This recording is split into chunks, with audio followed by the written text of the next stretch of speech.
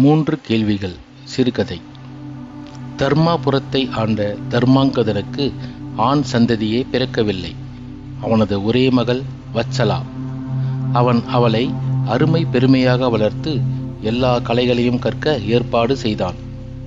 அவள் வளர்ந்து அழகியாயும் அதி புத்திசாலியாகவும் ஆனாள். அப்போது தர்மாங்கதனுக்கு அவளது விவாகம் பற்றிய கவலை ஏற்பட்டது. அவளை மணப்பவன் அந்நாட்டின் அரசனாவானே. எனவே அவளது அறிவுக்கு இணையாக உள்ளவனையே அவளது கணவனாக தேர்ந்தெடுக்க வேண்டும். ஒரு நாள் அந்த மன்னனின் தர்பாருக்கு ஒரு பண்டிதர் வந்தார். அவர் தம்மை தாமே மன்னனுக்கு அறிமுகம் செய்து கொண்டு, அரசே, சகல சாஸ்திர விற்பன்னன் சாம்பசிவம் என்பவன் நான். என் நாடு மாலவம்.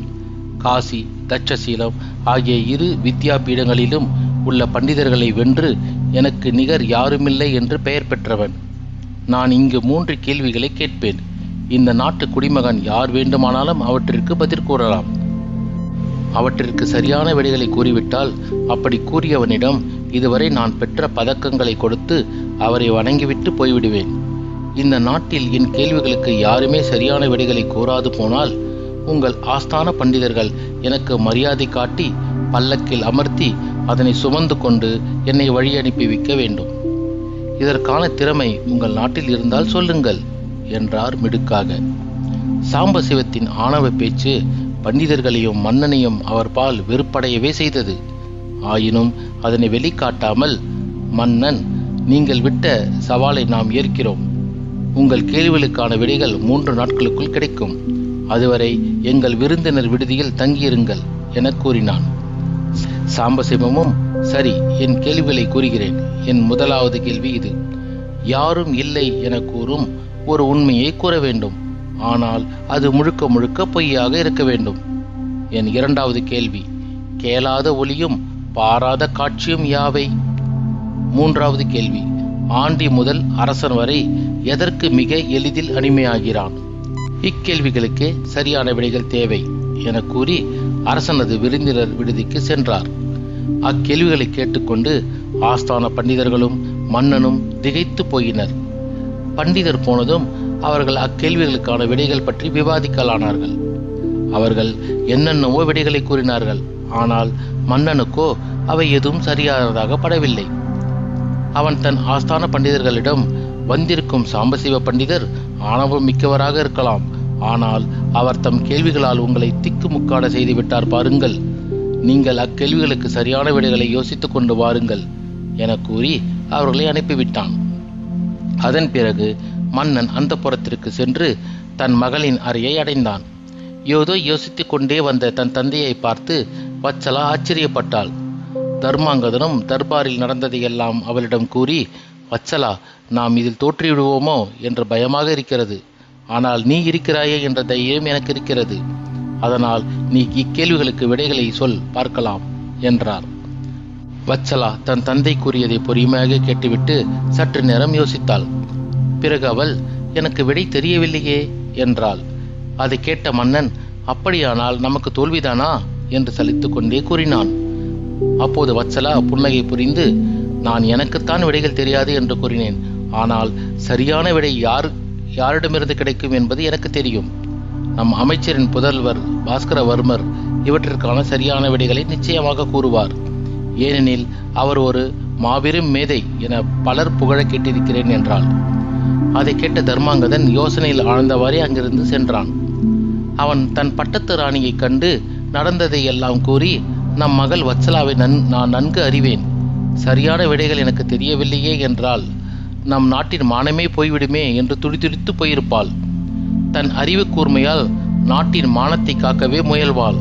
ஆனால் அப்படி ஒரு கவலையோ சிந்தனையோ அவளிடம் காணப்படவில்லை. மாறாக சிரித்து கொண்டே அவள், அமைச்சரின் புதல்வன் பாஸ்கரவர்மன் இதற்கான விடைகளை கூறுவான் என்று உறுதியாக சொன்னாள். இது பற்றி நீ என்ன சொல்கிறாய் என்று கேட்டான். ராணியும், நான் சொல்வதற்கு என்ன இருக்கிறது? நம் மகள் வத்சலா பாஸ்கரவர்மனை பற்றி நன்கு தெரிந்து வைத்திருக்கிறாள் என்று தெரிகிறது. இங்கு பேச்சு அடிபடுவதை கொண்டு பார்த்தால் வத்சலாவும் பாஸ்கரவர்மனும் ஒருவரை மற்றவர் மிகவும் விரும்புகிறார்கள் என்றும் தெரிகிறது. இந்த கேள்விகளுக்கு விடைகளை பாஸ்கரவர்மனிடம் நீங்கள் கேட்டு தெரிந்து கொள்ளுங்கள் என வத்சலா கோரியது நீங்களே நேரில் அவனது புத்தி கூர்மையை காண வேண்டும் என்பதற்காகத்தான். இதைத்தான் நான் சொல்ல முடியும் என்றாள். தர்மாங்கதனும், ஓ, இதுவா விஷயம்? என் மகளே எனக்கு பரீட்சை வைக்கிறாளா? சரி, இதனால் நான் 2 விதத்தில் பயன்பெறுவேன். ஒன்று நாட்டின் மானத்தை காப்பது, மற்றொன்று அலையாமல் எனக்கு மாப்பிள்ளை கிடைப்பது. இதுவும் ஒரு வகையில் நல்லதே என்றான். மன்னனும் பாஸ்கரவர்மனை அழைத்து வர சொன்னான். அவன் நல்ல அழகன், நல்ல விதமாக நடப்பவன் என்று அவனது தோற்றத்தையும் நடை உடை பாவனங்களை கொண்டும் மன்னன் தெரிந்து கொண்டான். அவனை உட்கார சொல்லி மன்னன் வந்திருக்கும் பண்டிதரின் கேள்விகளை கூறி அவற்றிற்கு விடை அவனால் சொல்ல முடியும் என்று வத்சலா கூறியதாகவும் சொன்னான். அதை கேட்டு பாஸ்கரவர்மன் புன்னகை புரிந்து, அரசே, சாம்பசிவம் மாபெரும் பண்டிதர் என்பதில் சந்தேகமே இல்லை.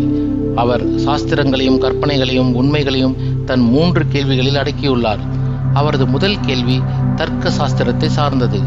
அதற்கு விடை எனக்கு மரணம் இல்லை என்பதே. இது உலகறிந்த பச்சை பொய். கடவுளின் படைப்பில் மரணம் அடையாத ஜீவராசியே கிடையாது. ஆனால் தர்க்க சாஸ்திரப்படி யாராலும் இதனை மறுக்க முடியாது. ஏனெனில் அந்த சாஸ்திரப்படி நான், எனது என சொற்கள் எல்லாம் ஆன்மாவை குறிப்பிடுகின்றன. ஆத்மாவிற்கு அழிவே கிடையாது. எனவே சாதாரண முறையில் பார்த்தால் இது பொய், தர்க்க சாஸ்திரப்படி இது மெய் என்றான்.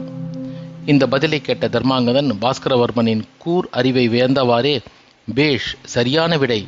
மற்ற 2 கேள்விகளின் விடைகளை கூறு பார்க்கலாம் என்றான். பாஸ்கரவர்மனும் 2வது கேள்வியில் கேட்க முடியாத ஒலி என்பது மனதில் ஏற்படும் எழுச்சி. அது சொற்களால் வெளிவருவதற்கு முன் எழும் ஒலி. பிறகே அது வாயால் கூறப்படுகிறது. அதை உணர்பவனைத் தவிர மற்றவன் அறிய மாட்டான். அதுபோல காண முடியாத காட்சி கற்பனை.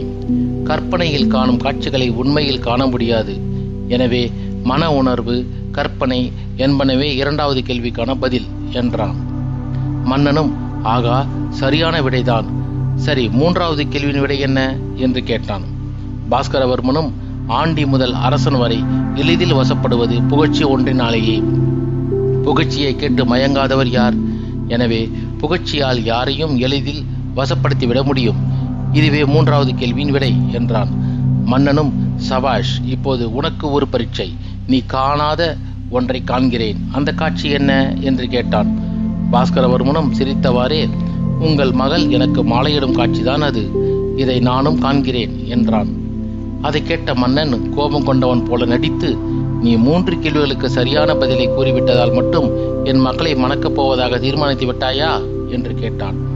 பாஸ்கரவர்மன் சிரித்தவாறே, உங்கள் மனதில் எங்கள் திருமணம் பற்றி தோன்றாது இருந்திருந்தால் நான் 3 கேள்விகளுக்கு சரியான விடை சொன்னதும் என்னை பாராட்டி இந்த விடைகள் சரியா என சாம்பசிவமே கூற வேண்டும் என கூறியிருப்பீர்கள்.